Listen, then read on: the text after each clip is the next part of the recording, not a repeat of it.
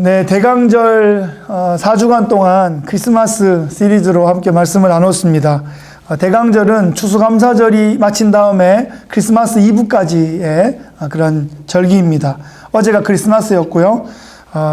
저희 가족이 템플 테라스 교회에 11시 성탄 예배 참석해서 교회 대표로 인사드리고 또 소개도 받고 환영도 받고 아주 좋은 시간들을 가졌습니다.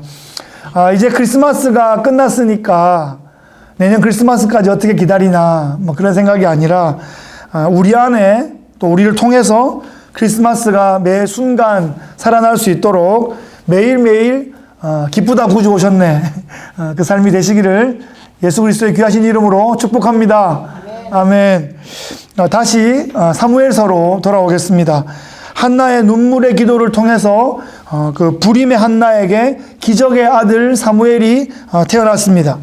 한나는 그 브닌나의 그 격동으로 인해서 마음이 너무나 상해서 하나님께 울부짖으며 그렇게 기도했는데 그 기도의 자리에서 하나님의 마음을 느껴버렸습니다. 나도 아들이 없어서 울고 있는데 하나님도 이 시대를 이끌고 섬길 수 있는 그런 하나님의 아들이 없어서 너무 슬퍼하는 그 하나님의 마음을 느껴버렸습니다. 그래서 한나는 하나님께 아들을 드리겠다. 하나님이 원하시는 그 아들을 제가 드릴게요. 라고 기도가 바뀌었어요. 그래서 하나님께 드릴 수 있는 아들을 제게 보내주세요. 젖을 떼면 하나님께 영원히 드리겠어요. 라는 서원의 기도를 하게 됩니다. 그래서 하나님께서는 한나의 기도에 응답하셨고 한나는 그 하나님의 응답에 젖된 사무엘을 하나님께 드림으로 응답하였습니다. 사무엘은 당시 이스라엘의 사사이자 이스라엘의 제사장이었던 엘리에게 맡겨져서 하나님을 예배하는 성막에서 먹고 또 자고 그렇게 자랐습니다. 이 엘리 제사장에게는 홈니와 비느하스라는 두 아들이 있었는데요. 구약시대 때 그 제사장직은 세습이었기 때문에 자연스럽게 그들이 제사장을 이어받는 것이 수순인데 성경을 보면 뭔가 좀 상황이 심각해 보입니다. 2장 12절 말씀에 보시면 이런 말씀이 나와요. 엘리의 아들들은 행실이 나빠 여호와를 알지 못하더라. 이렇게 기록하고 있습니다. 옛날 버전에는 어떻게 나왔냐 하면 엘리의 아들들은 불량자라 이런 단어가 나왔었어요. 그 불량자 아들들의 행실이 몇 가지 성경에 기록되어 있는데 백성들이 제사에 드릴 그 고기를 삶기 위해서 고기를 이렇게 솥에 넣고 삶고 있으면 먼저 이 삼지창 같은 걸 가지고 와가지고 자기 몫을 미리 쿡 찍어가지고 가져가 버리는 거예요. 제사를 준비하고 있는데 그 삼지창 가지고 찍어서 가져가는 거죠. 그리고 또 화목제 같은 걸 드릴 때는 제사장 몫이 있고 또 백성들이 나눠 먹는 몫이 있는데 그게 다 순서가 있는 거죠. 그래서 먼저 기름을 먼저 태우어 드리고 그리고 난 다음에 또 이렇게 제사장 몫도 있고 또 함께 나누는 잔치의 몫도 있는 건데 그렇게 하려고 준비하고 있으면 기름 태우기 전에 또 이렇게 삼지창 들고 와가지고 맛있는 생고기 쿡 찍어가지고 먼저 가져가고 이러는 거예요. 이게 지금 왜 이러는 걸까요? 성경이 이 부분에 대해서 이들이 여호와의 제사를 멸시했다. 그죠? 하나님을 얼마나 우습게 알았으면 하나님께 예배 드리는 장면에서 이런 일이 벌어질까요? 심지어 성막에서 수종드는 여인들을 겁탈했다. 이런 소식도 들리고 있습니다. 하지만 엘리는 이런 아들들을 강하게 훈육하지 못했고 아들들도 엘리의 말을 전혀 듣지 않았습니다. 한편 엘리가 성막에서 양육하고 있는 어린 사무엘은 세마포 에봇을 입고 성전에서 또 여러 가지 일들을 섬겼습니다. 청소년에서 청년으로 이렇게 성장하면서 여호와와 사람들 앞에 사랑받고 은총받았다. 이렇게 성경이 기록하고 있습니다. 이 엘리 아들들은 불량자의 삶을 살아가고 있는데 이와 대조적으로 사무엘은 점점 더 하나님의 사람으로 빛나게 성장하고 있다 하는 것을 대조적으로 보여주고 있습니다. 3장 1절에 보면 이 어린 사무엘이 살아가던 시기가 영적으로 얼마나 어두운 시대였냐 하는 것을 보여주는 표현이 있는데요. 3장 1절에 아이 사무엘이 여호와를 섬길 때에는 여호와의 말씀이 희귀하여 이상이 흔히 보이지 않았더라. 이렇게 기록하고 있어요. 그 이유가 무엇일까요? 예? 사실 세상은 화려한 것 같지만 언제나 어둡습니다. 화려하려면 할수록 더 어둡습니다. 어쩌면 자신들의 어두움을 감추기 위해서 더 화려함으로 꾸미려 하는 것 같습니다.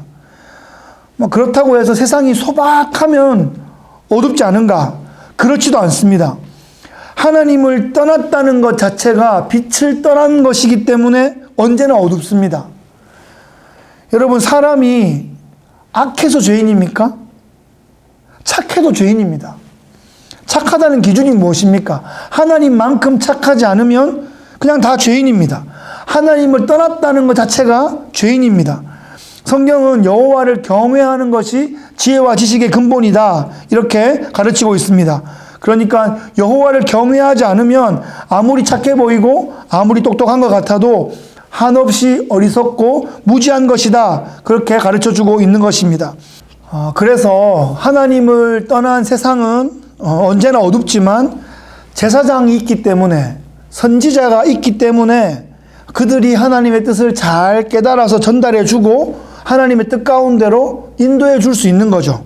그런데 그 역할을 감당해야 할 제사장과 선지자의 기능이 상실되어 버리면 백성들을 하나님께 이어줄 수 있는 통로가 없어지는 것입니다.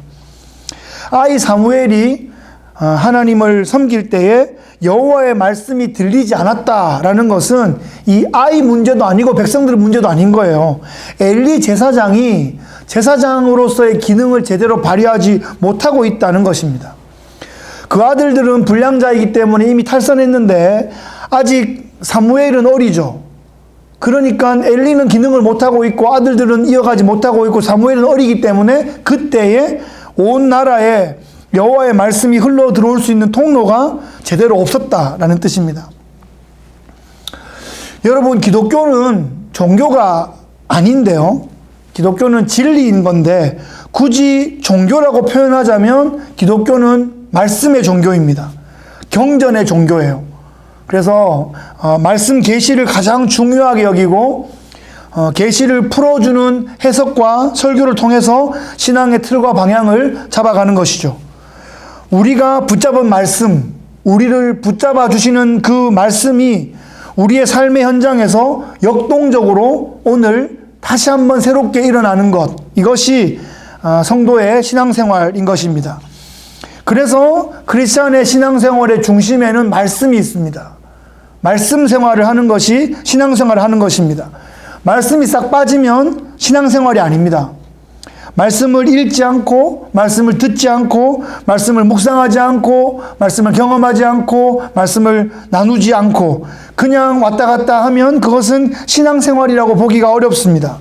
그래서 크리스찬 공동체는 말씀을 중심으로 뭉쳐야 하고 항상 말씀이 소통되도록 그렇게 열려 있어야 합니다. 교회에 말씀이 들어오는 통로도 없고 말씀이 나가는 통로도 없으면 교회가 크리스찬 공동체로서의 기능을 상실하는 것입니다. 예를 들어서 아주 멋지게 집이 지어졌는데 그 집에 물이 안 들어가요. 또 그 집에서 물이 나오지도 않아요. 이렇게 되면 그 집으로서의 기능을 상실하는 것입니다. 상하수도 설치가 안 되어 있으면 집으로서의 기능을 할 수가 없습니다. 이 사무엘이 어렸던 시기에 이 제사장의 기능이 막혀버렸기 때문에 하나님과 소통할 수 없었던 그런 어둡고 갑갑한 시대가 이어지고 있었습니다. 여러분, 사무엘은 3살 무렵에 젖된 후부터 어머니를 떠나서 성막에서 지냈습니다. 한참 엄마의 사랑을 받고 친구들과 뛰어놀고 해야 될 그런 시기, 그 어린 아이 때부터 여호와의 궤가 있는 성막에서 지내면서 엘리 제사장의 양육을 받았습니다. 엘리는 아들은 잘 양육하지 못했는데 어린 사무엘은 잘 훈육했던 것 같습니다. 3장 전반부에 보시면 사무엘이 여호와의 궤가 있는 여호와의 전 안에 누워있다, 이렇게 말하고 있고요. 엘리도 성막에서 가까운 곳에 침소가 있었던 것 같습니다.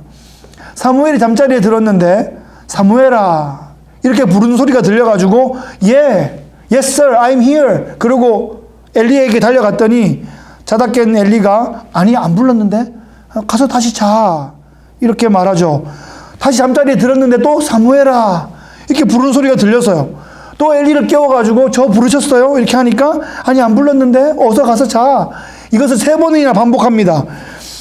그러다가 엘리 제사장이 생각하기를 아니 지금 이 어린 사무엘이 나한테 장난치는 것 같지는 않고 분명히 무언가를 들었는데 혹시 하나님이 부르시는가? 이런 생각을 하게 됐죠. 그래서 사무엘아 한 번 더 너를 부르는 소리가 나거든 나한테 오지 말고 여호와여 말씀하옵소서 주의 종이 듣겠나이다 이렇게 한번 말해봐라 이렇게 가르쳐 줍니다. 그랬더니 아니나 다를까 사무엘이 다시 잠자리에 누웠는데 사무엘아 사무엘아 이게 부르는 거예요. 그래서 엘리 제사장이 가르쳐준 대로 여호와여 말씀하옵소서 주의 종이 듣겠나이다 그 어린아이가 따박따박 그렇게 말을 했어요. 그랬더니 하나님께서 그 어린 사무엘에게 예배를 경홀히 여겼던 엘리 제사장의 가문에 얼마나 심각한 심판을 할 것에 대해서 하나님께서 막 말씀하시는 거예요. 그 어린 사무엘한테. 사실 이 엘리 가문에 대한 이 심판의 이야기는 그 앞장 2장에 나오는 얘기거든요. 그것을 어린 사무엘에게 한 번 더 컨펌해 준 것입니다. 심판의 내용이 매우 무겁고 좀 당혹스럽습니다. 일반 백성들이 아니라 제사장의 가정이기 때문에 좀 더 강력한 경고를 하시는 것 같습니다. 이것은 우리가 제사장의 가문이다 이렇게 말하지만 사실 지금 신약의 시대에 보면 제사장의 가문이 교회입니다. 교회가 왕같은 제사장들의 공동체의 역할을 하고 있기 때문에 교회가 하나님 앞에 올바르게 하지 못할 때 하나님께서 교회를 경고하시고 또 때로 연단하시고 그렇게 하시는 것이죠. 제사장은 자기 혼자만 잘 먹고 잘 살면 되는 존재가 아닙니다. 자기가 먼저 살아서 남을 살리는 그런 존재가 되어야 하는 것이 제사장의 직분입니다. 자기가 건강하고 자기가 충만하고 자기가 잘 준비되어 있어야 다른 이들을 건강하게 하고 충만하게 하고 하나님 앞에 잘 구비시킬 수 있는 거죠. 그런데 본인이 하나님을 무시하고 제사를 가볍게 여기고 또 제사 드리기 전에 맛있어 보이는 거 쿡 찔러가지고 먼저 먹고 예배 잘 섬기려는 여인들 막 희롱하고 겁탈하고 이런 상황이었으니까 백성들이 어디에서 경건한 예배에 대해서 배울 수 있겠습니까? 엘리는 그런 아들을 경고하지도 못하고 제지하지도 못했습니다. 이것은 엘리의 집안만의 문제가 아니라 이스라엘 전체의 문제로 비화되는 상황이었기 때문에 하나님께서는 마치 종기를 짜내는 것처럼 종양을 제거하는 것처럼 그렇게 잘라내시겠다 그렇게 선언하시는 겁니다. 이스라엘 전체를 살리기 위한 불가피한 조치였습니다. 그리고 난 후에 이 사무엘이라는 새 살이 돋아나서 이스라엘을 다시 살려내고 이스라엘에게 새로운 힘과 또 새로운 기운을 공급하여서 열방의 제사장 나라로 세우는 그 거룩한 작업을 계속하여 해 나가실 것입니다. 19절 말씀에 보시면 사무엘이 자라매 여호와께서 그와 함께 계셔서 그의 말이 하나도 땅에 떨어지지 않게 하시니 이렇게 기록하고 있습니다. 사무엘은 젖된 후부터 계속 성막에서 자랐습니다. 그런데 성막에서 자란다고 해서 무조건 경건하게 자동으로 되는 건 아니죠. 어린 사무엘은 예배 드리고 또 성소에서 여러 가지 일들을 섬기고 심부름하고 그러면서 자랐을 것입니다. 그런데 참 이게 그래서 예배를 잘 섬길 수 있게 되기도 하지만 엘리의 아들들을 매일 보잖아요. 엘리의 아들들의 그 불량한 모습을 매일 보면서 안 좋은 영향을 받기도 되게 쉬운 거예요. 한번 상상해 봅시다. 엘리의 아들들이 그 어린 사무엘이 성막에 가면 항상 있는데 그 아이를 막 골리지 않았겠어요? 와가 이거 해봐라 저거 해봐라 막 시키지 않았겠어요? 엉뚱한 걸 시키기도 하고 안 좋은 거 막 해보라고 하기도 하고 그랬을 것 같습니다. 저희 어린 시절을 떠올려 보면 특히 남자아이들은 동네 형들한테 아주 중요한 세상을 살아가는 스킬들을 많이 배웁니다. 사춘기 때는 부모님보다 동네 형들에게 영향을 더 많이 받는 것 같습니다. 그 동네 형들이 동네 동생들을 막 불러 모아놓고 연애하는 것도 가르쳐주고 싸움하는 기술도 가르쳐주고 뭐 수박서리, 참외서리, 이렇게 사과서리 하는 방법도 가르쳐주고 여러 가지 방법들 가르쳐줍니다. 그리고 그 위에 형들한테 들은 군대 이야기 마치 자기가 하는 것처럼 이렇게 막 실감나게 들려주고 그랬습니다. 그런 와중에 이 사무엘이 이 불량한 홈리와 비나스의 영향을 받지 않을 수 있었던 것은 하나님께서 보호해 주신 것이다. 우리가 그렇게 보아야 합니다. 사무엘이 청소년기를 지내고 청년으로 자라는 동안 하나님께서 사무엘과 함께 계셔서 그가 하는 말이 하나도 땅에 떨어지지 않게 하셨다. 이렇게 성경이 기록하고 있습니다. 사무엘에게 특별한 은혜와 특별한 은사를 더하셔서 사무엘이 하는 말들이 땅에 떨어지지 아니하고 그럼 어디 떨어져야 돼요? 사람들의 마음에 떨어진 거예요. 사람들의 생각 속에 떨어진 거죠. 그래서 사람들의 마음에 심기고 영혼에 심겨서 그런 열매 맺는 말씀이 되었다라는 것입니다. 20절 말씀해 보시면 단에서부터 브엘세바까지의 온 이스라엘이 사무엘은 여호와의 선지자로 세우심을 입은 줄을 알았더라.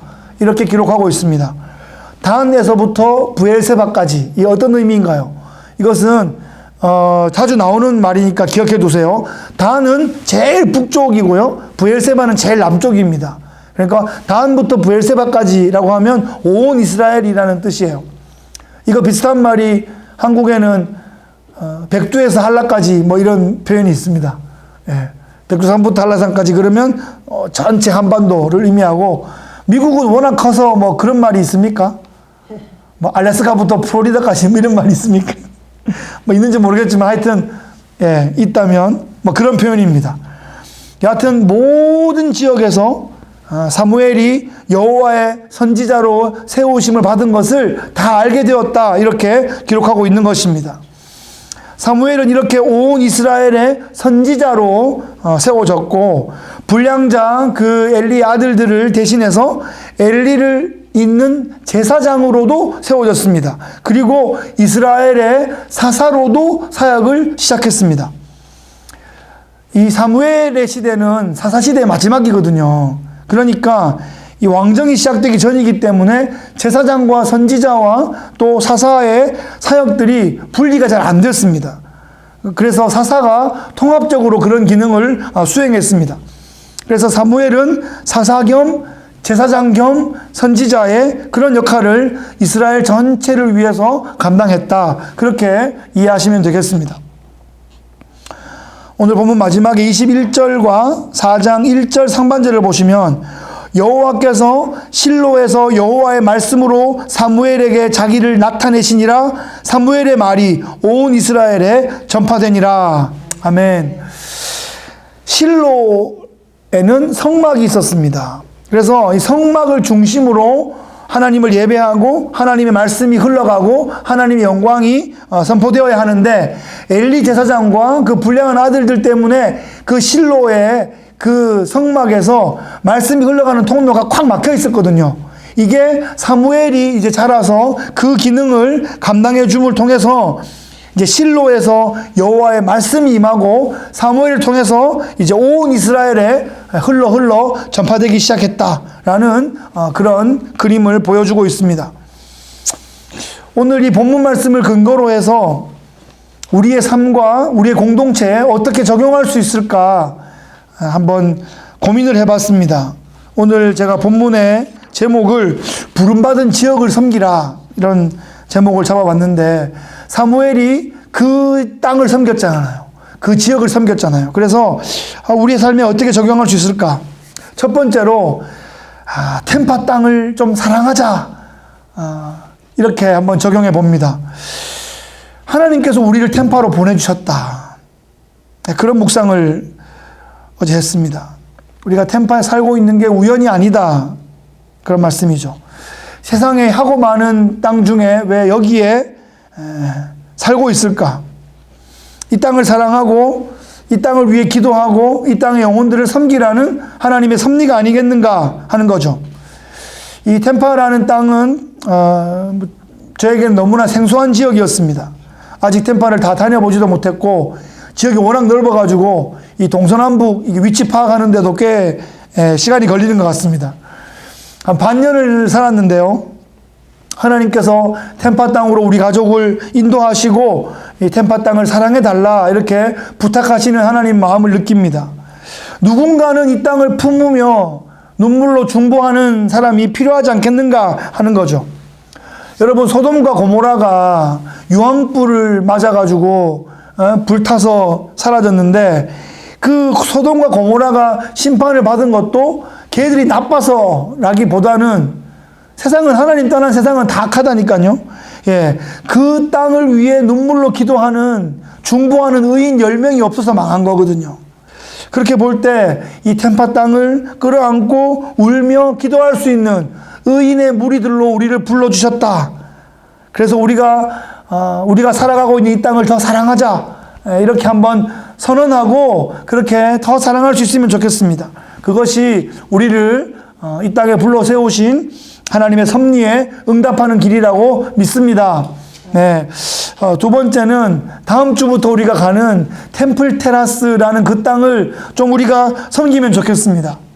네, 아까 제가 말씀드렸듯이 오늘은 주보에 2021년 12월 26일 주보 통권 제1권 52호 네, 오늘이 올해의 마지막 주일입니다. 원래 1월 첫 주일부터 이 호텔 이곳 컨퍼런스 룸에서 온라인으로 예배를 시작했고 5월 중순에 제가 직접 내려와서 대면 예배로 전환하면서 계속 예배를 드린 지 오늘로 52주째가 되었습니다. 다음 주일부터 템플 테라스라는 새로운 지역으로 우리가 예배 처소를 옮기게 됩니다. 템플 테라스 커뮤니티 철치의 그 원래 첫 번째 교회였던 그 장소가 이제 별관이 되었는데 우리가 그곳에서 예배를 드리게 되었습니다. 우리의 상황과 우리의 사정에 이보다 더 알맞을 수 없는 맞춤형 공간이라고 생각합니다. 예배실과 또 진교실과 주방과 창고와 사무실까지 다 갖췄습니다. 이제 영혼들을 보내주시기를 위해 기도하고 함께 영혼들을 초청하면 좋겠습니다. 그 땅에서 정말 살아있는 하나님의 말씀이 선포되고 그 땅으로부터 하나님의 나라가 부흥하고 확장되어 갈 것을 함께 우리가 준비하면 좋겠습니다. 템플 테라스 교회는 그곳에 세워져서 100년 동안 섬기고 있는 커뮤니티 중심의 교회입니다.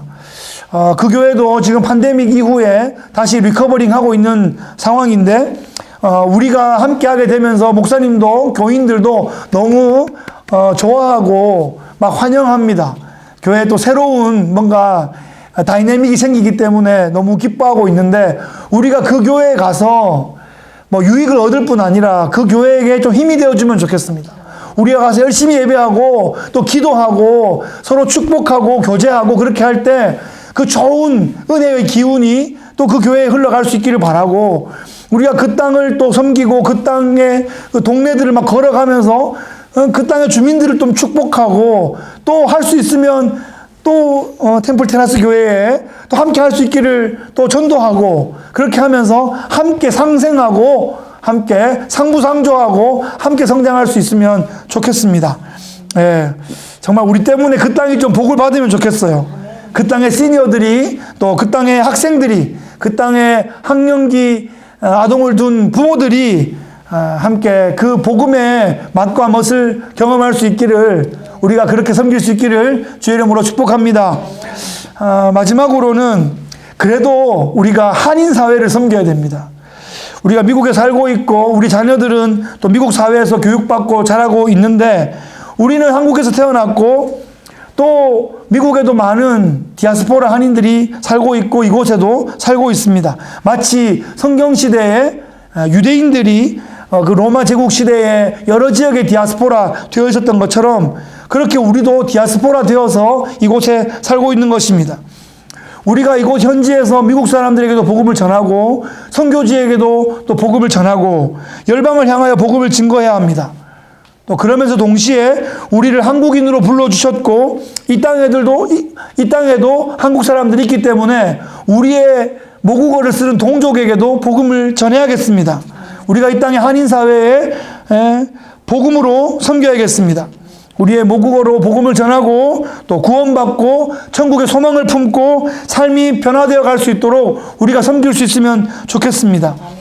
더 이상 고목나무가 아니라 성령의 바람이 불고 은혜 햇살을 받아서 새싹을 틔우고 새로운 열매를 맺을 수 있는 그런 일들을 우리가 함께 섬겨 나갑시다.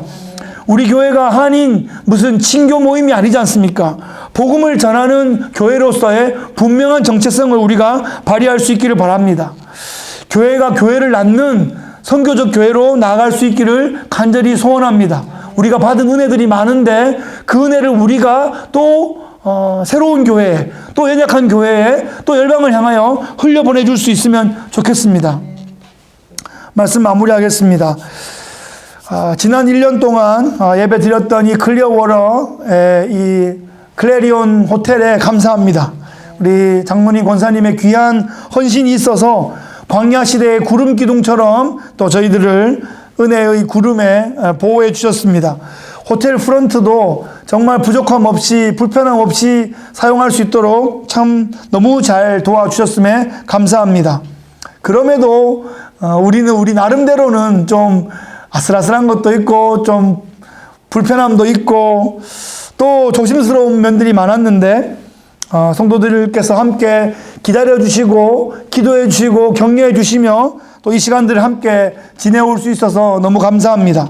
우리에게 꼭 필요한 시간이었다고 생각합니다. 이제 다음 주부터 새로운 예배 처소에서 예배하게 되었습니다. 모든 것이 하나님의 은혜입니다. 하나님의 은혜입니다. 바닷속에 길을 내시고 광야에 길을 내시는 분이 우리 하나님 아버지이십니다. 우리를 템파에 보내신 그 이유를 발견하고 우리를 템플 테라스 그 지역으로 보내시는 그 의미를 확인하고 우리를 한국인 디아스포라로 우리를 세우신 그 목적을 이루어드리는 믿음의 행진이 될 수 있기를 주의 이름으로 축복합니다. 하나님께서 홍해를 건넌 이스라엘 백성들을 시내산에 머물게 한 기간이 1년입니다. 우리를 호텔에서 1년간 머물게 하셨습니다.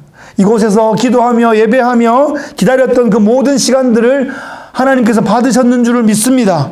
이제 소년 사무엘이 이스라엘의 지도자로 성장하여 또 그 부름받은 지역을 충성스럽게 섬기는 것을 바라보면서 우리에게 맡겨준 이 땅을 충성스럽게 섬기면 좋겠습니다. 하나님의 그 은혜에 우리가 충성으로 응답해서 이 땅에 정말 우리가 있어 축복이 되는 그런 믿음의 행진해 나가시기를 예수 그리스도의 귀하신 이름으로 축복합니다. 아멘.